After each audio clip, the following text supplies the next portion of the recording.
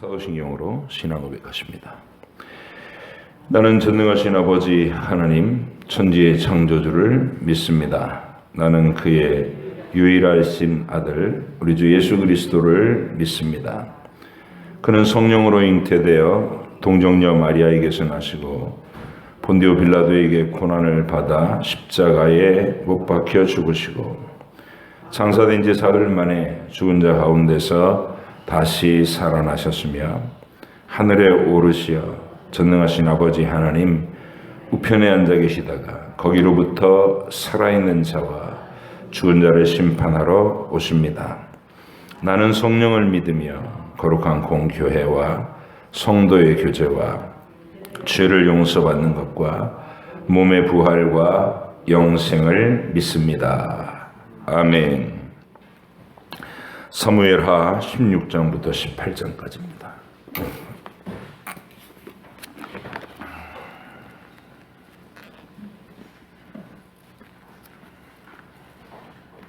사무엘하 16장부터 18장까지.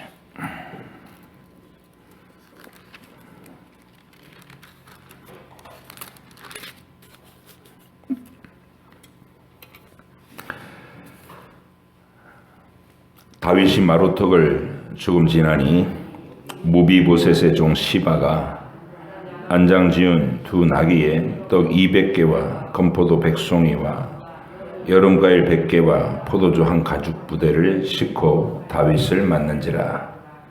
왕이 시바에게 이르되 네가 무슨 뜻으로 이것을 가져왔느냐 하니 시바가 이르되 나귀는 왕의 가족이 타게 하고 떡과 과일은 청년들이 먹게 하고 포도주는 들에서 피곤한 자들에게 마시게 하려 함이니이다. 왕이 이르되 내 주인의 아들이 어디 있느냐 하니 시바가 왕께 아뢰되 예루살렘에 있는데 그가 말하기를 이스라엘 족속이 오늘 내 아버지의 나라를 내게 돌리리라 하나이다 하는지라. 왕이 시바에게 이르되 무비보셋에게 있는 것이 다 네 것이니라 하니라.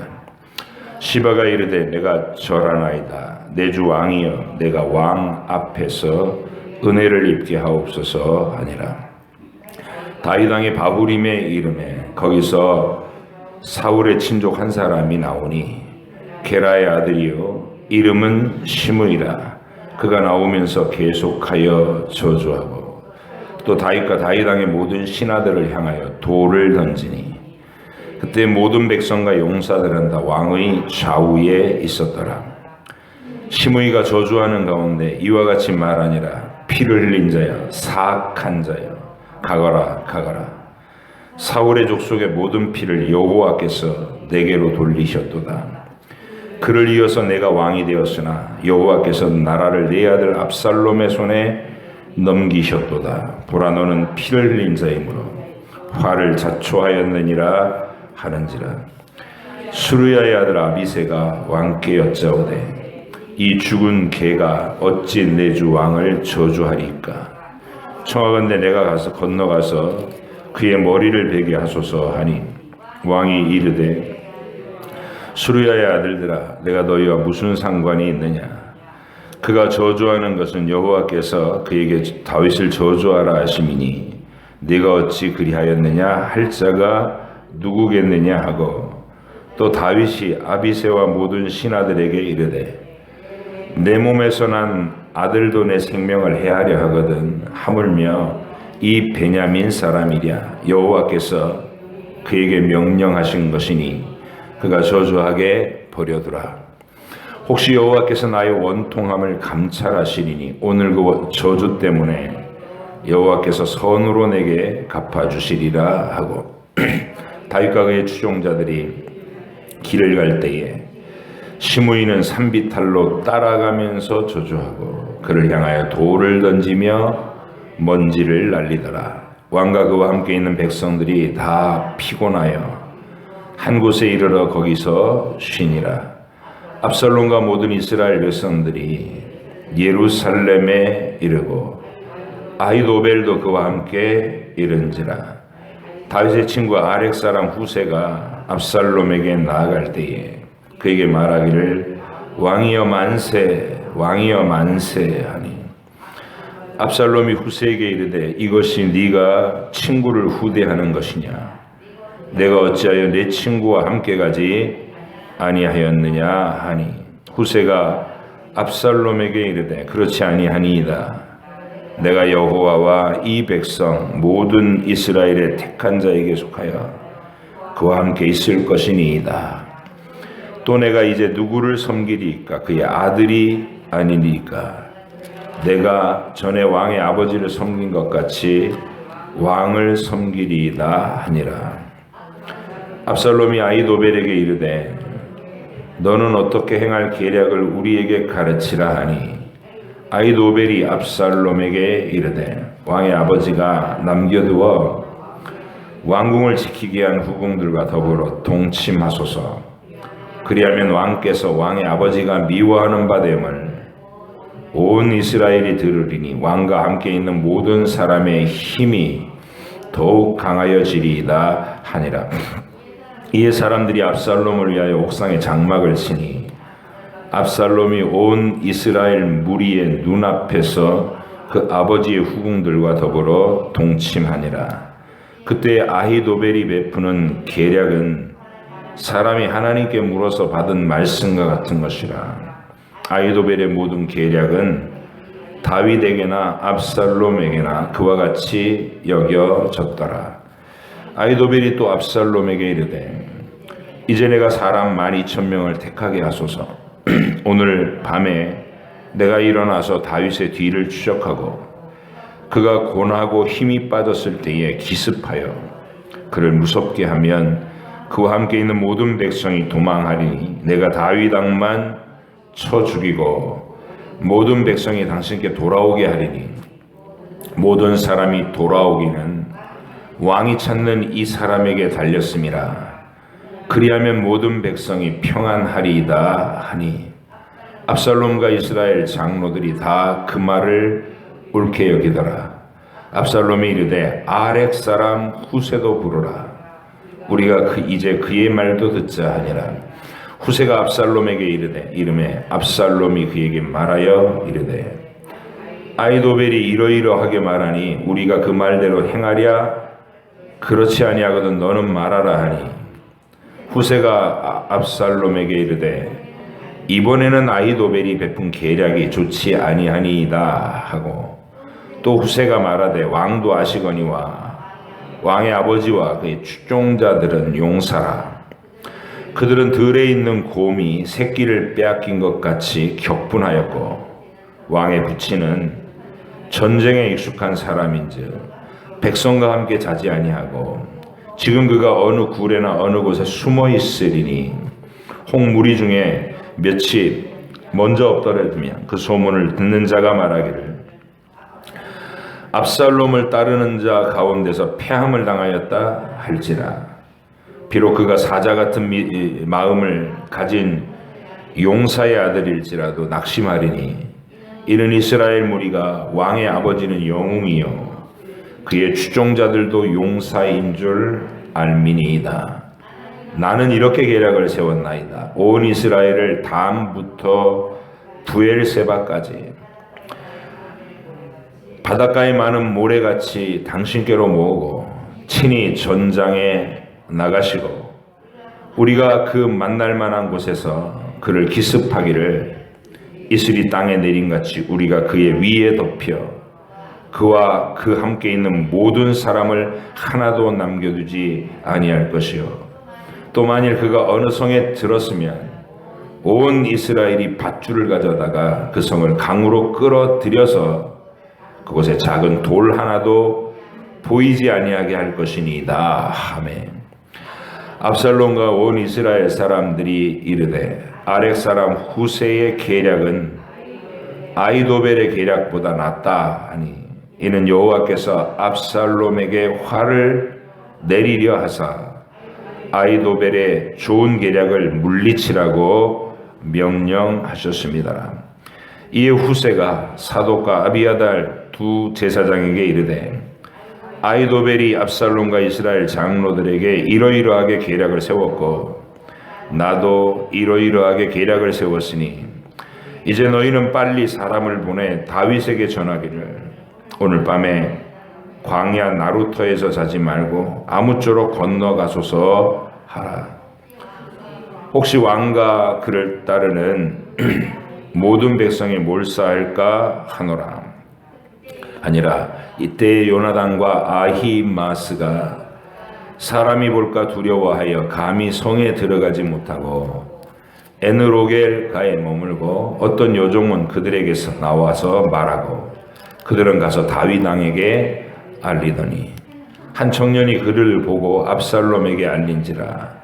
그 두 사람이 빨리 달려서 바울임 어떤 사람의 집으로 들어가서 그의 뜰에 있는 우물 속으로 내려가니 그 집 여인이 덮을 것을 가져다가 우물 아귀를 덮고 찌은 곡식을 그 위에 널매 전혀 알지 못하더라.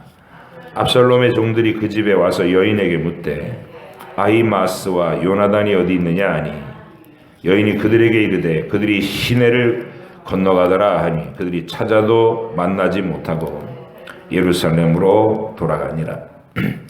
그들이 간 후에 두 사람이 우물에서 올라와서 다윗 왕에게 가서 다윗 왕에게 말하여 이르되 당신들은 일어나 빨리 물을 건너가소서. 아히도벨이 당신들을 해하려고 이러이러하게 계략을 세웠나이다. 다윗이 일어나 모든 백성과 함께 요단을 건널새 새벽까지 한 사람도 요단을 건너지 못한 자가 없었더라. 아히도벨이 자기 계략이 시행되지 못함을 보고 나귀의 안장을 지우고 일어나 고향으로 돌아가 자기 집에 이르러 집을 정리하고 스스로 목매어 죽음에 그의 조상의 묘에 장사되니라. 이에 다윗은 마하나임에 이르고 압살롬은 모든 이스라엘 사람과 함께 요단을 건너니라. 압살롬이 아마사로 요압을 대신하여 군 지휘관으로 삼으니라. 아마사는 이스라엘 사람 이드라라 하는 자의 아들이라. 이드라가 나하스의 딸 아비갈과 동침하여 그를 낳았으며 아비갈은 요압의 어머니 수루야의 동생이더라. 이에 이스라엘 무리와 압살롬이 길르앗 땅에 진친이라.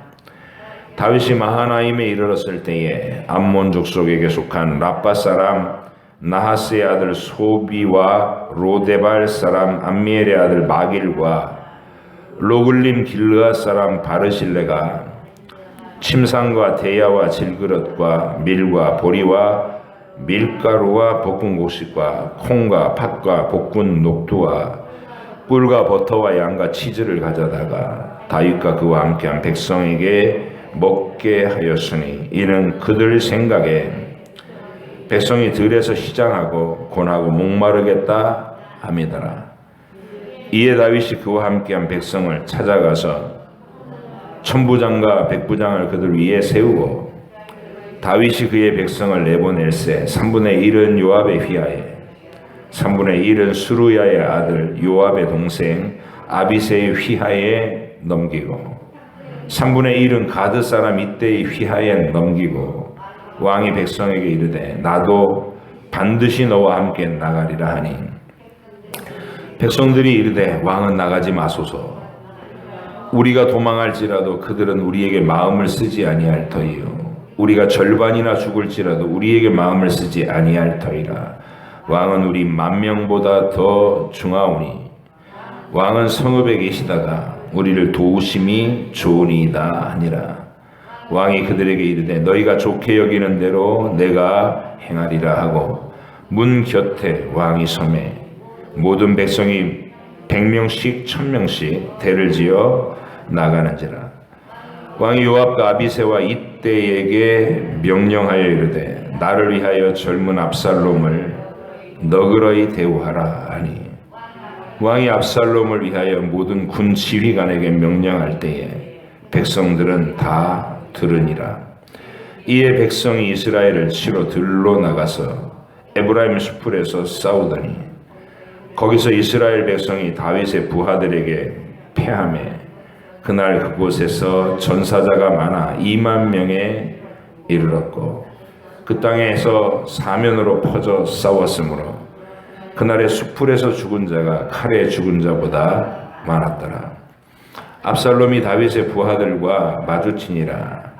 압살롬이 노새를 탔는데 그 노새가 큰 상수리나무 번성한 가지 아래로 지날 때에 압살롬의 머리가 그 상수리나무에 걸림에 그가 공중과 그 땅 사이에 달리고 그가 탔던 노새는 그 아래로 빠져나간지라.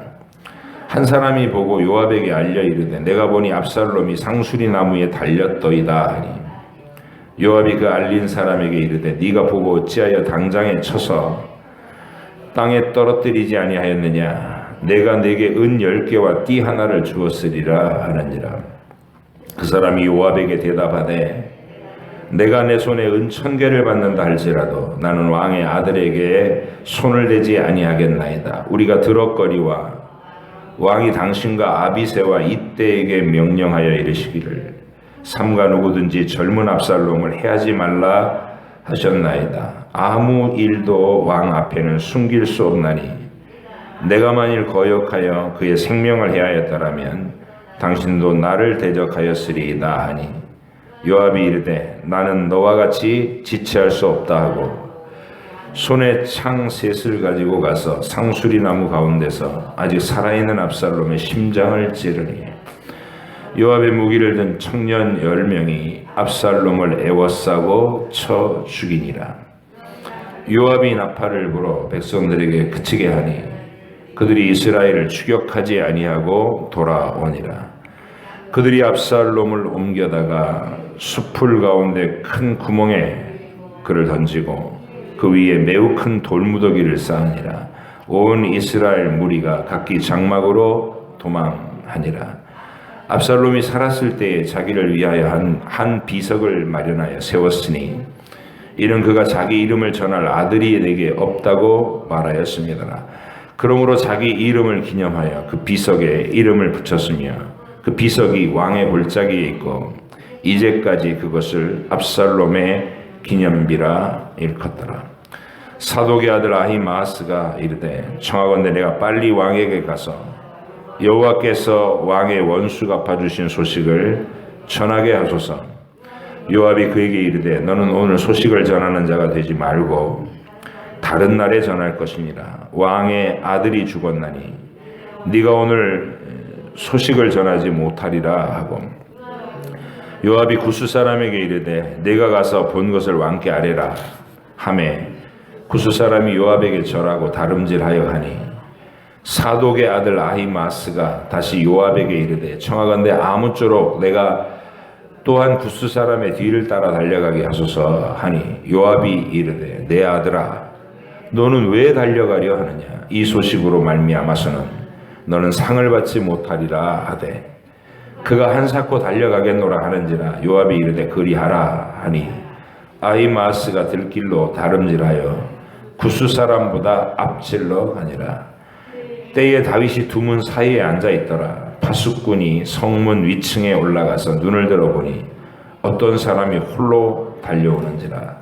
파수꾼이 외쳐 왕께 아뢰되 왕이 이르되 그가 만일 혼자면 그의 입에 소식이 있으리라 할 때에 그가 점점 가까이 오니라. 파수꾼이 본즉 한 사람이 또 달려오는지라. 파수꾼이 문지기에게 외쳐 이르되 보라 한 사람이 또 혼자 달려온다 하니 왕이 이르되 그도 소식을 가져오느니라. 파수꾼이 이르되 내가 보기에는 앞선 사람의 다름질이 사독의 아들 아히마아스의 다름질과 같으니이다 하니 왕이 이르되 그는 좋은 사람이니 좋은 소식을 가져오느니라 하니라. 아히마아스가 외쳐 왕께 아뢰되 평강하옵소서 하고 왕 앞에서 얼굴을 땅에 대고 절하며 이르되 왕의 하나님 여호와를 찬양하리로소이다.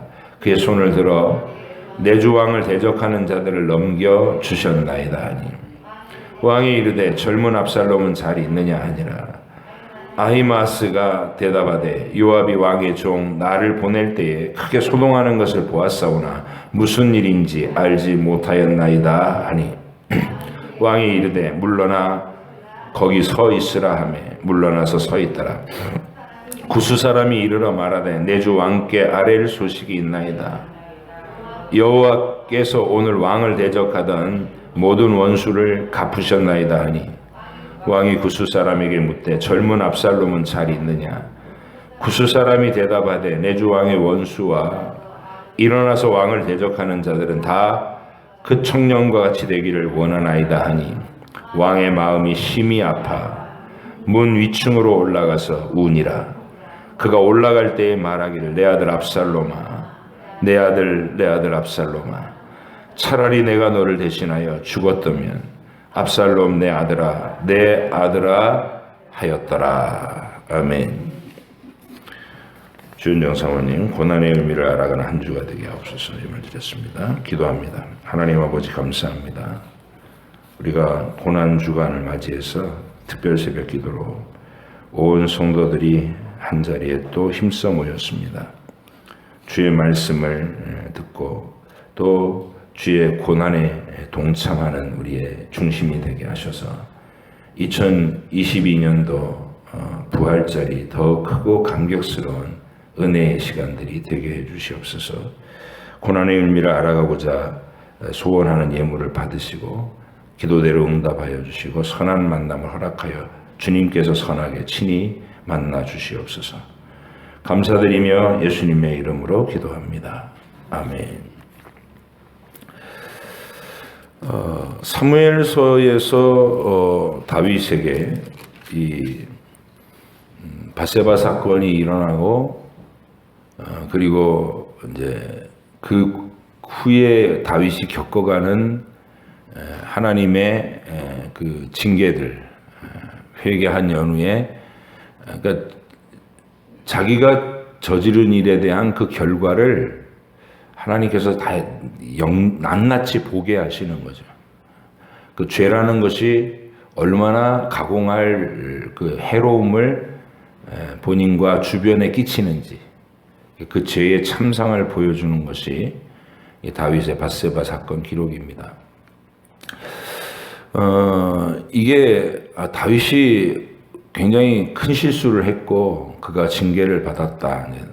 단순하게 이렇게 말할 게 아니고 이게 굉장히 큰 계시의 도구가 되는 거예요. 왜냐하면 또 우리 주님이 이 고난 주간에 하나님의 아들께서 오셔서 십자가로 나아갈 수밖에 없는 그렇게 해야 될 정도로 우리 안에 있는 죄와 그 하나님을 대적하는 본성은 가공할 만한 크기로 각 사람의 마음속에 자리 잡고 있다. 그거를 말씀의 계시로 알려주는 거예요. 다윗이 시시한 사람이었다면 이게 뭐 어차피 뭐 비루한 사람이니까 지 성정대로 그렇게 죄를 저질렀겠지 이렇게 생각하기가 쉬운데 우리가 청년 시절의 다윗을 30살의 왕이 되기 전에 그가 편안한 세월을 보내기 전에 소년 시절부터 하나님을 만나서 하나님 앞에 보이던 믿음과 태도와 그 고백이 얼마나 아름다워요. 그리고 정결하고 웅장하고. 근데 그런 사람에게서 이런 죄가 튀어나와? 이걸 이제 우리가 놀라게 되는 것이죠.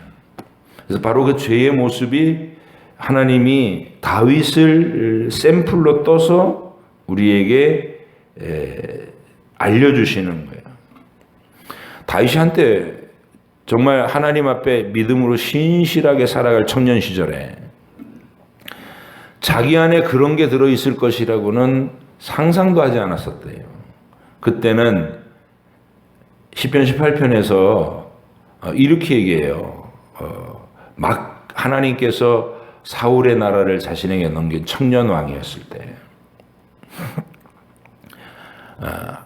하나님께서 나의 의로움을 보시고 내게 상을 베푸셨도다 이렇게 얘기를 해요.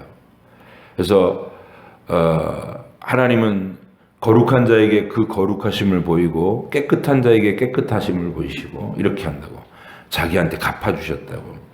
물론 그런 부분이 있죠. 인격적인 관계를 맺는 게 하나님의 방법이니까. 그러면서 하나님 앞에서 자기가 신실하게 살았기 때문에 하나님께서 이런 상을 준다는 마음으로 이렇게 충만해 있었어요. 틀린 얘기는 아니에요. 하나님 앞에 신실하게 살면 하나님이 기뻐하시고 그에 대한 반응을 해주시니까 다윗의 말이 맞아요. 근데 그때까지만 해도 다윗은 자기 안에 이런 게 들어있을 줄 몰랐다. 이런 게. 그러니까 이거를 이제 다윗의 입장에서 표현해 보면 자기 속에 뭔지 알지 못할 외로움 같은 게 있는 거예요. 어린 시절부터 혼자 방치되어 있던 그 외로운 들판에서, 물론 그 어린 시절에는 그 외로움이 하나님을 찾는 근거가 됐어요.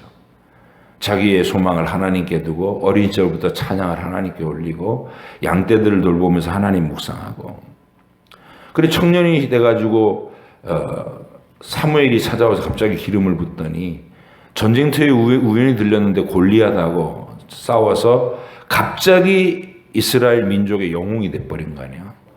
하루아침에 스타가 된 거예요. 그리고 나서 사울의 표적이 되지만 동시에 사울 왕가의 사위가 되기도 했어요. 미갈 공주가 그를 마음에 들어요. 공주의 사랑을 받았어요. 첫사랑 미갈 공주, 처음 사랑한 여인이고, 그리고 애틋했어요. 둘이 신혼 시절도. 다윗을 살리기 위해서 창문으로 탈출시키면서 자기 아버지한테 가서는 그가 나를 죽이려고 하는데 어떡해요? 이렇게 말해가지고 다윗을 피신시킨. 그런데 그 후의 소식은 비극적이었죠. 사울이 다윗을 미워하니까 이 미갈 공주를 바후림에 있는 그 다른 남자에게 그냥 시집을 보내버린 거예요. 이혼도 안 시키고. 근데 이 미갈 공주가 10년 동안 그 사람하고 잘 살아요. 그냥 현실적인 사람이었던 것 같아요. 미갈 공주는 현실적인 사람. 그래서 그 사람하고 뭐 또 사이좋게 잘 살아요.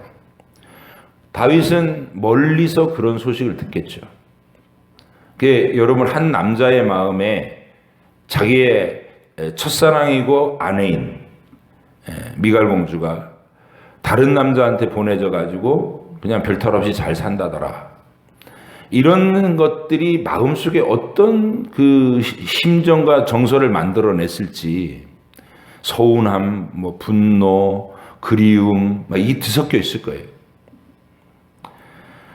하나님이 그런 상황에서 다윗을 굳건하게 붙들어 주시는 은혜를 이렇게 부어 주시던 일들을 이게 이제 하나씩 편안해져 버립니다. 그 심정적으로는 그렇게 고통이 있는데, 외로움과 알지 못할 쓸쓸함과 회황과 이런 게 가득한데 주변은 점점 편안해져 가는 거예요. 왕이 됐고 요압이 뭐 너무 실력 있게 뭐 전쟁이나 이런 것들 수행해서 이제 일일이 다윗 자신이 전쟁터 뛰어다닐 일도 없고, 사람들 적재적소에 다 배치해놔서 일사불란하게 돌아가고 여유가 생겼어요. 그 속에서 여유가 생기니까 상황에 막 쫓겨다니면서 하나님을 간절히 의지하던 그런 긴장된 상황이 툭 풀어져 가지고 내면의 정서에 이게 몰입되게 되는 거예요. 아, 외롭다. 그럴 때 이제 누가 우리 옆에서 틈을 엿보고 있냐면 마귀와 악의 영들이 이게 틈을 보고 있단 말이야. 야, 제가 지금 무방비 상태다. 지금이다. 네. 그러면서 우리아의 아내가 뭐 목욕하는 거 보고 이렇게 눈이 뒤집힌 그건 아니에요. 볼 때 둘이 이미 눈이 맞은 거예요. 우리아 장군은 다윗의 30용사 중에 하나예요. 그러니까 우리 서부중앙교회 같으면 매일 얼굴 마주대고 교회 중심에서는 중직들이라고 똑같다고. 그 중직의 아내예요. 다윗과 자주 마주치면서 다윗 마음속에 있는 그 쓴 감정들이 이게 보기만 하면 설레고 위로가 되고 막 이렇게 돼버린 거지. 그런 게 다 드러나도록 하나님이 강력하게 개입을 해주고 막아주실 수도 있지만, 다윗 속에 있는 죄성, 그건 다윗 속에만 있는 게 아니라 누구에게든, 아담의 후손이면 누구에게든 들어있는 죄성의 실체를 하나님이 드러내서 그것을 어떻게 처리해 나가시는지를 보여주셔야 되는 거예요. 그게 하나님의 구원 계획이니까. 다윗이 대표자로 샘플이 된 거예요. 물론 좋은 일은 아니지만 다윗은 그 부끄러움의 샘플이기도 한 거예요. 그래서 이게 마귀는 틈을 탔고 하나님은 지켜보시고 상황은 여유롭고 다윗 속에는 이렇게 외로움이 가득했고, 그리고 밧세바는 자기 남편도 물론 충직하고 믿음직했겠지만은 다윗은 젊은 왕이잖아요. 잘생겼잖아요. 딴 사람보다 외모도 뛰어났다고 이게 평가하고 있으니까. 그러니까 철없는 불륜관계에 빠진 것이죠. 그리고 이제 이 일은 꼬여가기 시작하는데 덜컥 임신이 돼요. 남편은 전쟁터에 나가 있는데 어떻게 설명이 안 되잖아요. 그러니까 다윗한테 통지를 합니다. 제가 임신했습니다. 어떡하실까요? 어떻게 하면 좋아요? 이렇게 했겠죠. 이제 그랬더니 다윗이 당황하죠. 드러나면 이 나라 전체가 와해되는 거예요. 자기 충직의 충성스러운 부하의 아내와 그렇게 돼버렸으니까. 그래서 다윗이 정말 이건 절박하고 간교한 짓을 하죠. 우리야만 빨리 휴가를 보내라 이래요. 또 뜬금없이 우리야만 빨리 휴가를 보내라. 그래가지고 왕궁에서 잔치를 배설하고 고생이 많았지 어쩌고 저쩌고 하면서 오늘 집에 가서 쉬었다 가게 안 내려가는 거예요. 이 우직한 충신이. 내 상관들과 내 동료들은 다 전쟁터에서 목숨을 걸고 있는데 내가 어떻게 편안하게 집에 가서 아내와 잠자리를 합니까? 안 가요. 다음 날도 한 번 더 시도해. 불러가 술을 진탕 먹여요. 그러지 말고 내가 당신을 우리야 당신을 특별하게 생각해서 휴가도 내고 이렇게 한 거니까 가서 아내와 시간을 보내고 가게. 근데 절대로 안 가요. 그러니까 다윗이 더 당황했죠. 자기는 간교한데 상대방은 굉장히 충성스럽고 충직한 의로움을 보이니까 일이 참 고약하게 꼬여가는데, 그때 다윗 속에 있는 또 하나의 본성이 튀어나오는데 뭐냐면 너무 잔인한 거예요. 이 사람을 전쟁터 깊숙한 곳에 보내서 죽게 하라. 그걸 그 사람 손에 들려서 밀봉한 편지로 요압에게 전달하는 거예요. 이 양상입니다. 그런데 다윗 진짜 나쁜 놈이다. 우리 새소만교회 나성경 목사님하고 이렇게 우리 노회 임원들이 이렇게 쭉 앉아갖고 얘기를 하다가 제가 다윗 얘기가 나왔는데, 이게 그때도 그 본문을 이제 보는 새벽 시간이었을 거예요. 진짜 다윗은 다른 사람들 들으면 정말 용서 안 될 죄인입니다. 죄질이 나쁘죠. 그랬더니 나쁜 새끼야. 다윗 나쁜 새끼야. 정말로 죄질이 나빠요. 근데 하나님이 이걸 이렇게 수면 위로 드러내고 나서 이거를 처리해가는 과정이에요. 다윗은 나단을 보내가지고 강력하게 얘기합니다. 넌 죽여리라. 내가 너를 죽이리라. 내가 너를 버리리라. 그러니까 다윗이 그것만은 안 됩니다. 하나님은 바로 엎드렸어요. 하나님 그것만은 안 됩니다. 그때 이제 하나님이 그 회개를 받아주시면서 말씀하시는 게, 네 죄의 결과들을 네가 낱낱이 보게 될 것이다. 그래서 너의 가정 안에서 칼이 계속 일어나 서로 죽이는 일이 발생할 거고, 너는 은밀하게 남의 아내를 취했지만 백주대낮에 너의 아내들이 능욕을 당하는 일이 생길 것이고, 그런 아픔을 네가 눈여겨봐라 하는 것이죠. 그래서 오늘 사건이 그렇게 해서 일어나는 거예요. 근데 우리는 이 사건의 결과를 알아요. 어떻게 아느냐면 하나님께서 이렇게 고통스러운 과정을 다 겪게 하시지만 끝까지 다윗을 놓지 않고 붙잡아 주시는 은혜를 베풀어요. 여기서부터가 우리의 소망이고 우리의 희망이에요. 가룟 유다도 예수님을 팔았고 베드로도 예수님을 저주의 맹세까지 하면서 모른다고 했어요. 죄질이 비슷한데 가룟 유다한테는 우리 주님이 네가 차라리 태어나지 말았으면 좋았을 뻔했다. 안타까운 그 연민을 보시고 다 어떤 의미에서 냉정하게 선을 긋는 반면에 베드로를 향해서는 이렇게 얘기해요. 네가 오늘 닭이 울기 전에 3번이나 나를 모른다고 하리라. 그러나 내가 내 아버지께 너희를 위해서 기도했으니까 믿음이 아주 사라지지 않도록 기도했다. 쉬운 말 번역엔 그렇게 돼 있어요. 내가 너희를 위하여 믿음이 아주 떨어지지 않기 위해서 기도했노니 돌이킨 후에 내 형제들을 돌봐라. 너도 그렇게 다른 성도들을 용서하고 돌보는 일을 해라. 이렇게 부탁하셔요. 그게 뭐냐면 죄의 실상은 똑같은데 하나님 아버지께서 어떤 사람에게는 그 죄를 죄대로 갚는 심판의 샘플로, 심판의 대상으로, 어떤 사람에게는 하나님 자신이 대신 고난을 받아서라도 그들을 그 죄에 사악함에서 건져 올리는 대상으로 이렇게 정하셨다는 거예요, 아버지께서. 그래서 다윗이 이 택하심을 받은 이분 죄인의 반열에서 그 길을 거는 거예요. 우리는 그걸 눈여겨보는 겁니다. 내 속에도 제일 먼저 알아야 되는 거는 이걸 도덕주의자의 관점으로 접근하면 압살롬하고 아히도벨하고 똑같이 반응해요. 나쁜 새끼야 다윗, 죽여버려야 돼. 이렇게 된 거예요. 그런 게 무슨 왕이야. 어떻게 그런 짓을 저지를 수 있어? 주로 이런 말이 튀어나오는 게 도덕주의자들의 이야기입니다. 여러분과 저도 무심결에 그렇게 말할 수 있어요. 왜? 나는 그런 짓 안 저질렀으니까.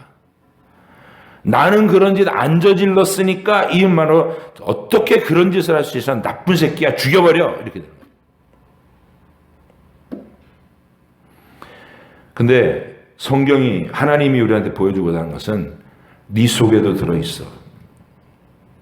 언제든 상황과 조건을 만나면 너도 똑같이 괴물이 될 수 있어. 그걸 얘기하시는 거예요. 그리고 나서 그 괴물, 그 하나님을 대적하고 다른 사람을 죽이고 자기 이기적인 목적에 의해서 온갖 것들 마음대로 해 먹을 수 있는 망가진 자유의지를 가진 존재가 이기적이 돼버렸어요. 부패했어요. 하나님의 통치를 안 받아요. 가공할 만한 괴물이 된 거예요. 이게 마귀가 그렇고 인간이 그렇고. 그걸 내가 그 본성에서 건져주기 위해서는 나 하나님이 생명을 쏟아 부어야 그것을 건져낼 수 있다. 그러면서 약속하시는 게 그리스도를 보내실 약속이고, 그 그리스도가 자신을 대신해서 처절한 십자가에서 죽는 계시를 다윗이 받아요. 시편 22편이 그 계시예요. 자기는 사악한 죄인이라는 게 드러났는데, 그리고 현실에서 그 자기 죄의 결과로 아들들이 그렇게 비참하게 서로 죽이고 물어뜯는 자기한테 대드는 일이 발생했는데, 하나님께서 나중에 보니까 환상 중에 시편 22편에서 본 장면을 본 거예요.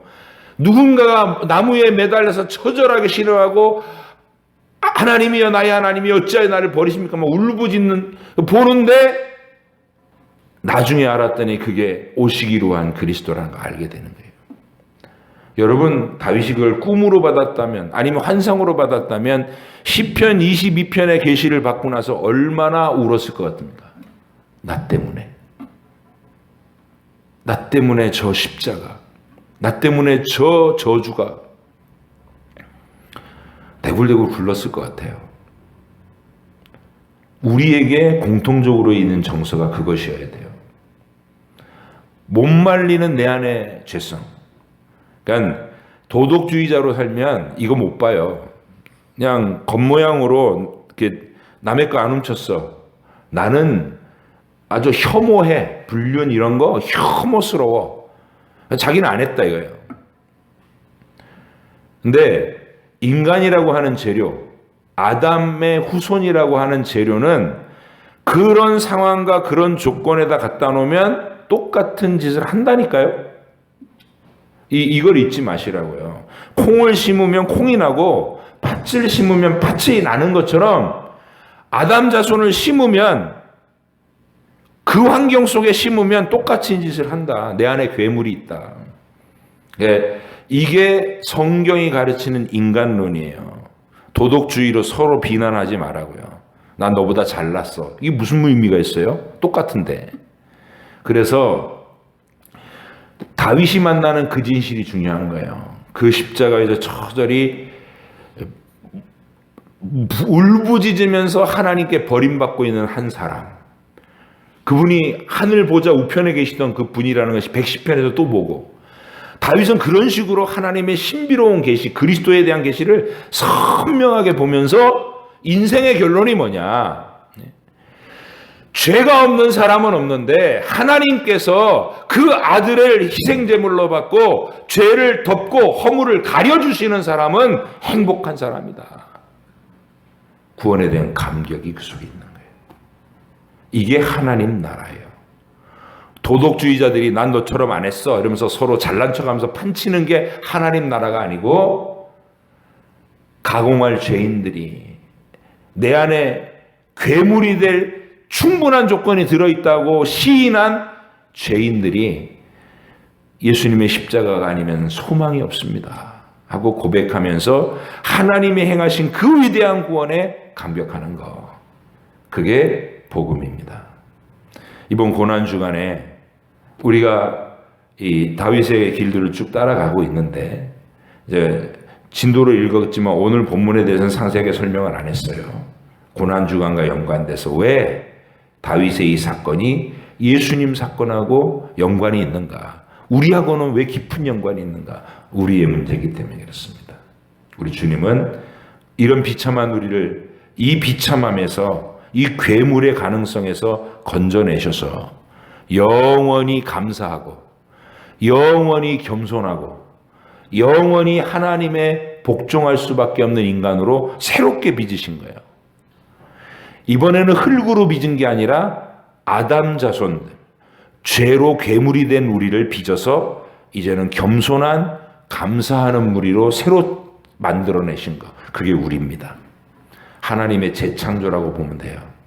여러분은 그렇게 새롭게 지음받은, 뭘로, 죄인을 재료로 삼아서 하나님 아들이 피로 섞어 넣어서 우리를 새롭게 빚어낸 존재. 그럼 뭐냐? 복종하는 존재, 감사하는 존재, 서로 불쌍히 여기는 존재. 여러분, 이 하나님의 계획에 동참해야 돼요. 서로 불쌍히 여기고, 압살롬처럼 아이도베처럼 하면 돼요. 저 나쁜 놈이야, 죽여! 자기는. 생각해 보시고 이 은혜를 깊이 묵상하는 고난주간의 하루하루가 되시기를 바랍니다. 기도하겠습니다. 하나님 아버지 감사합니다. 오늘도 주의 복음이 왜 필요한가? 우리가 어떤 존재인가? 다윗의 사례를 통해서 우리가 함께 목격하고 갑니다. 우리는 이 땅에서 자기가 다른 사람보다 조금 깨끗하다고 생각하면, 잘못하는 일이 없다고 생각하면 바로 다른 사람들을 비판하고 정죄하고 죽이려고 하는 도덕적인 위선에 있습니다. 그러나 성경의 인간과는 그런 도덕으로 따지면 우린 누구나 다 죄의 가능성이 있는 괴물들이고, 우리에게는 하나님의 아들의 대속의 공로가 대신 피 흘려주시는 그 구원이 절실하게 필요하다. 우리에게 가르치고, 우리는 그 사실을 시인하고, 내가 죄인입니다. 주님 나를 위해 죽으신 그 사랑이 필요합니다 하고 고백하는 한 주간 되게 하시고, 그런 뜨거운 감격으로 부활절을 맞이하는 저희들이 되게 해주시옵소서. 감사드리며 예수님의 이름으로 기도합니다. 아멘. 하늘에 계신 우리 아버지, 아버지의 이름을 거룩하게 하시며 아버지의 나라가 오게 하시며 아버지의 뜻이 하늘에서와 같이 땅에서도 이루어지게 하소서. 오늘 우리에게 일용할 양식을 주시고 우리가 우리에게 잘못한 사람을 용서하여 준 것 같이 우리 죄를 용서하여 주시고 우리를 시험에 빠지지 않게 하시고 악에서 구하소서. 나라와 권능과 영광이 영원히 아버지의 것입니다. 아멘.